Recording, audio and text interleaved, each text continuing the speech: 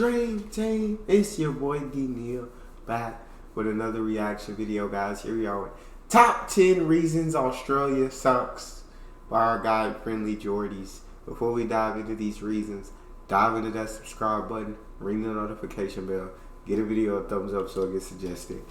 Oh, A few weeks back we did top 10 reasons why Australia is awesome, and purely for clickbait reasons we're now doing the top 10 reasons the fourth most livable country on earth sucks. Barely in the top 5. Disgraceful. Number 1. Packets of chips here are 90% air. You know how Chinese people buy cans of Australian air to breathe in their Blade Runner cities and like, oh my god, oxygenated. It's like Smiths thinks we want that, and there's just a little fortune cookie at the bottom of those air canisters, and it's a cheese and onion chip folded over. Number 2. As a Now I can relate to that. I would say ours are 90% air. I would say here in America it's about 50% air. It's like, can I get some chips with this air? You feel? I love that though. 90% air. Jeez. Of those air canisters, and it's a cheese and onion chip folded over. Number 2, as a person who makes a living off of complaining about things, there's nothing to complain about. Matt and I spent all day on this list. We're filming it at 6:30 p.m. We barely scraped to 10. Jeez, I think we've just come up with a new term. Backhanded insult. Number 3. Why is the choice of beer at Schoolies Tooheys Extra Dry? Why is there some guy without a shirt on and an Australia bucket hat kicking down the door with a case of Tooheys Extra Dry on his shoulder? Like, boy, who's ready to get pissed, fuckers? No. Tooheys Extra Dry is slightly more drinkable than sand. Why don't you just mix mud with Easy Off Bam? It'd taste better. Number 4, anytime... Everybody who's drank Tooheys, y'all gotta let me know. Is that pretty accurate?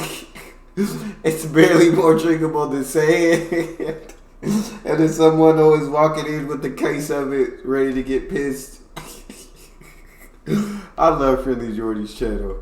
Why don't you just mix mud with Easy Off Bam? It'd taste better. Number 4, anytime you're at a bus stop with a guy who's wearing nothing but footy shorts, maybe a feeler hat if he's going to a job interview, there is a chance so close to 0 that he has the correct fare for the bus that it is statistically a 0% chance, while there is simultaneously, not even statistically speaking, 100% chance that he's gonna yell at the bus driver or fuck off! How is it that slug man driving the bus's fault? Just let him listen to his horse races in peace. Number 5. What in the world? That wasn't a stomach, bro. That was something other than a stomach. He was having triplets. You cannot convince me he wasn't having triplets. Just Triple J. Number 6, look, alright, maybe I'll elaborate on it a little bit more, but do I need to? All these smug cunts from rich families that are owed favours, who hate this country, sitting there ironically going, yeah, I like Australia. We can tell by your tonality you don't. We can tell by the music you play that you don't. You hate this country. Just fuck off to London already. This is all you need to know about how much Triple J represents Australian culture. They banned Cursor from the Hottest 100. Love him or hate him, he is an Aussie hip-hop artist that doesn't have that annoying, wacky, inflatable arm voice of going, I'm having a barbecue where there's some fish and chips there. That's not a rap style. That is just having a voice that should be in a toy for 5-year-olds. And having the gall to say it's because, hey, unlike any other rapper on earth, says derogatory things about women. Okay, so number 1 place, Kendrick Lamar. Give all the tax money to Cursor so he can curate Australian music from now on. The fact that the most privileged cunts on earth, kids of bureaucrats that are paid to sit there and be bad at their job. Who thinks that this is a good announcer voice? That was Imagine Dragons. Peace vibe. Number 6, now I kind of want to listen to Cursor. Y'all let me know how y'all feel about him in the comment section.